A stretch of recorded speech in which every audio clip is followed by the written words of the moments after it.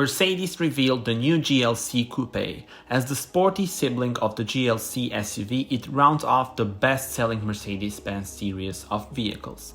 This model combines elegant design with sporty driving performance. The defining feature of the new GLC Coupé is its sporty silhouette. The optional 4.5 rear axle steering makes the vehicle even more maneuverable, and it is offered in the technology package along with the airmatic air suspension.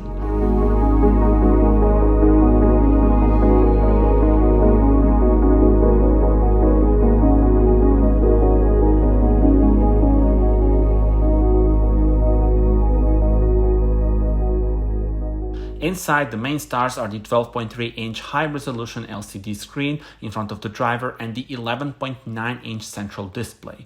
With even more boot volume than before, the GLC Coupé is ready for big road trips. 545 liters, which is 45 liters more than the predecessor, up to 1,490 liters, which is a plus of 90 liters in the mild hybrid models, and 390 up to 1,335 liters in plug-in hybrids.